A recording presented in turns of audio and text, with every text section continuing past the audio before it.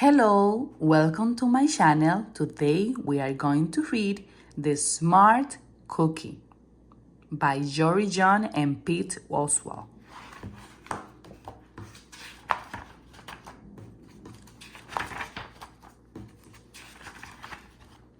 The Smart Cookie. Gettings, I'm a cookie. I live in a bakery on the street corner near a river. Come on in. Welcome to our little community.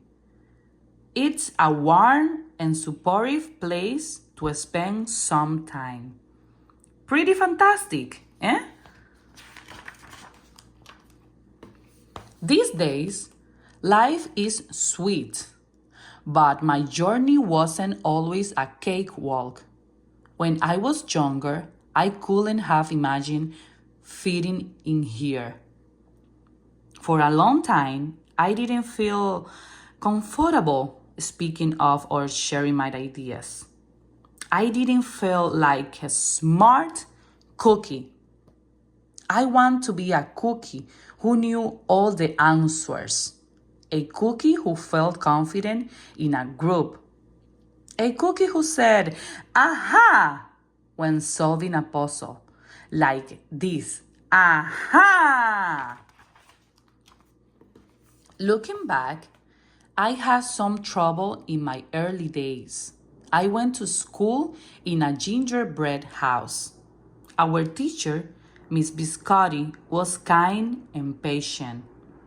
When I arrived each morning, she'd wave at me and smile. But I didn't get the best grades.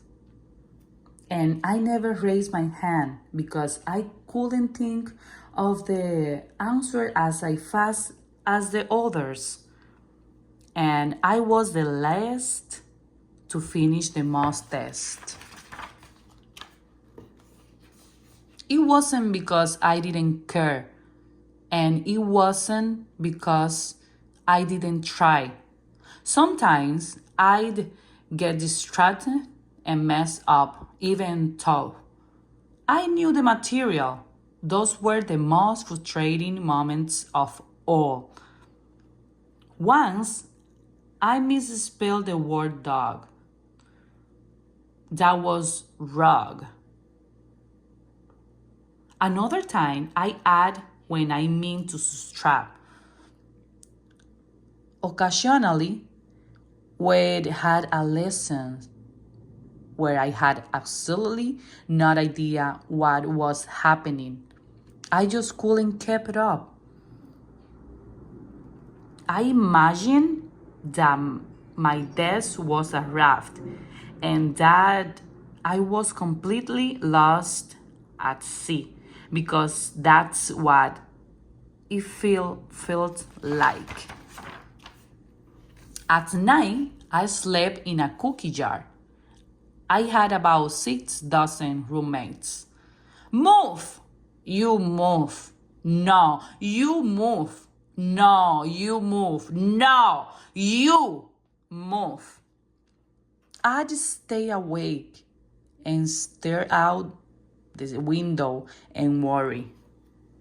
And I went this way, day after day after day. But then something happens that changed everything.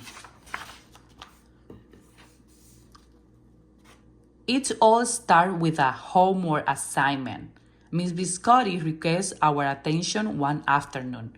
Tonight, I would like you to create something completely original, she announced. It can be anything you want. Please bring it to class tomorrow. That was it. There were no further instructions. Miss Biscotti winked at me as I gathered my belongings. I felt like I had a million butterflies in my stomach. Creating anything? Something original? Due tomorrow? Good.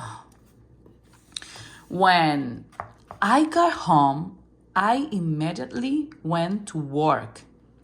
At first, I tried a cookie project. The results were half baked. Next, I tried to hammer a nail something. It splintered immediately. Then I tried making a sculpture. It was a complete bust. I wondered if I was about to fail yet another assignment. I was stuck. I stared out the window and watched the rain hit the river.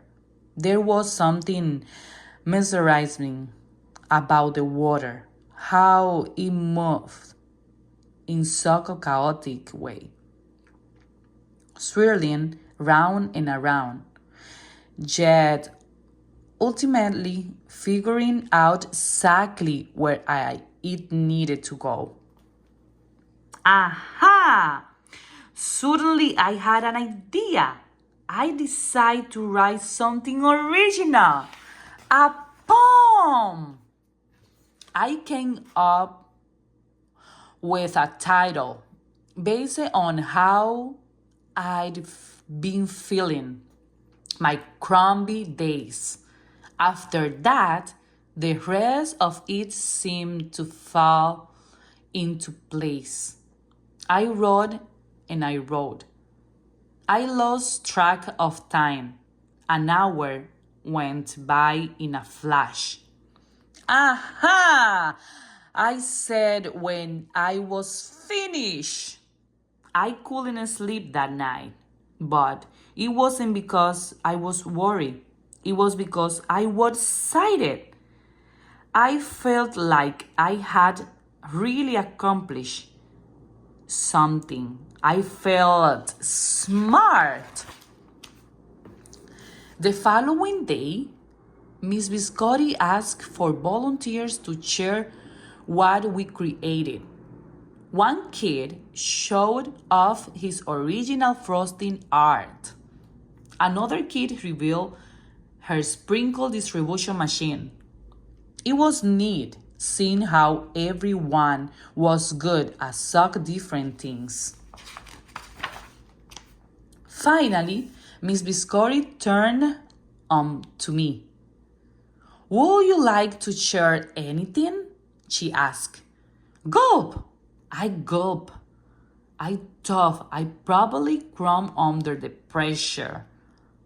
But I made my way to the front of the classroom. I noticed my hands were shaking. My mouth went dry.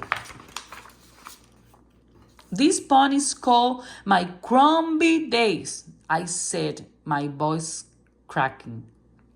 And then I read it loud.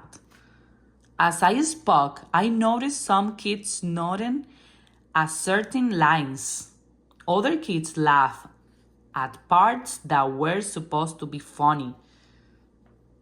As I built toward the finale, I felt myself becoming more confident and animated. And in the end, everyone clapped and cheered. I promise you, I'll never ever forget it. Miss Biscotti was beaming. No one but you could write that poem, she said. It was completely original. Aha!